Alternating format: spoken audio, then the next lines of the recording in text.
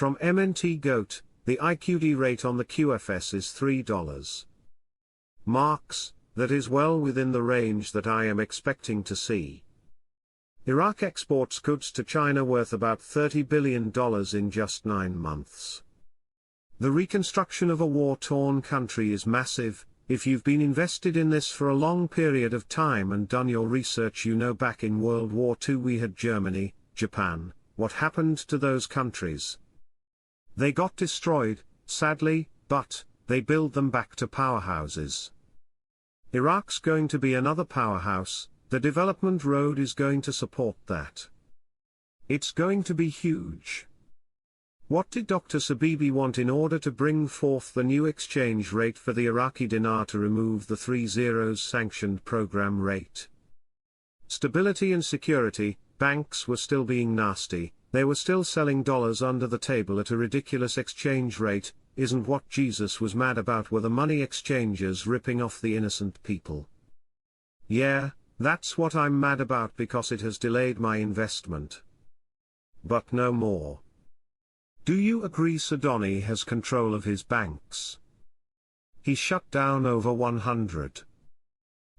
And bringing in these centers that he is controlling with Alaq from Central Bank of Iraq. Iraq Trade Bank opens a new branch in Baghdad. The Iraqi Trade Bank's goal is to expand into other incomes outside of oil revenue, and loans for those businesses. This is part of the deep commitment Iraq has given to diversify its economy so it can justify a higher rate. It's all in their white papers. We must remember that the RV is not an event by itself that will just happen someday, but it is a byproduct of the reforms. It cannot happen without the reforms, and one of the reforms, besides all the banking, insurance and stock market reforms, is the currency reform. The project to delete the zeros will begin the final stage. If these strategies are completed, the likelihood of seeing the IQD on Forex again is extremely high. I believe it is inevitable. When it is time, it will be on Forex and with the kind of rate we all anticipate. Today the IQD rate in the quantum financial system, QFS, is $3.96. When they decide to allow the IQD back on the exchanges, the rate will be mapped over to the exchanges from the QFS. Parliamentary finance. The government is working on preparing the basics of the 2025 general budget to present it to the House of Representatives. Taking a country to international level is going to be a major deal. It's going to take a lot of time still, but they're going to have to get started. They're going to have to go international to get it going.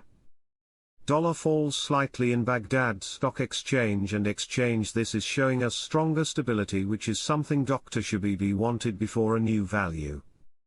There are many other banks you can use that exchange foreign currency. It's not just Chase. I use Chase because their partner JP Morgan. You see, Chase Bank is not going to exchange the currency for you. No, they don't have that type of capital. Their partners JP Morgan will exchange the Iraqi dinar for you. Al-Sudani, $100 billion is the size of investment opportunities in Iraq. Quote, Iraqi Prime Minister Mohammed Shia al-Sudani confirmed that the investment opportunities available in Iraq exceeded $100 billion in value, pointing to the expansion of economic cooperation between Iraq and Egypt. Credit Bank of Iraq achieves a profit of 20.4 billion dinars. This article is definitely a very good one for those of us who are invested in the Iraqi stock exchange. I only anticipate the bank stocks going up more and more. They might be some of the fastest growing stocks in Iraq.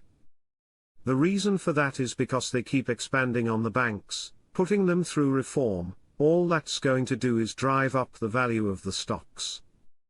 The concepts and scientific names in economics differ according to the specialization and the branches derived from it.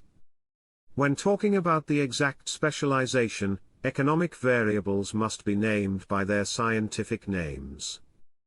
One of these names is the term redenomination, or as it is called, removing zeros from the currency. Countries usually resort to it to address rampant inflation and the decline in the value of the local currency. as the old currency is replaced with a new currency at a fixed price by removing at least 3 zeros from the old currency.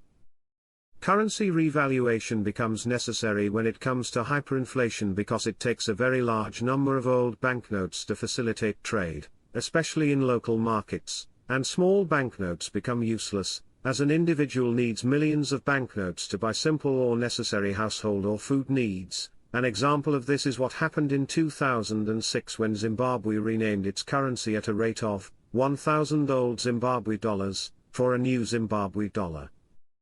In addition, deleting zeros from a currency can also happen when a country joins a monetary union, as happened in the Eurozone, and begins using a currency like the euro instead of its local currency. When the euro was introduced in 1999, member states first used the new currency for electronic payments and accounting, then switched from their local banknotes and coins to the euro in 2002. There are several reasons behind renaming the currency, removing zeros, and they can be summarized as controlling inflation.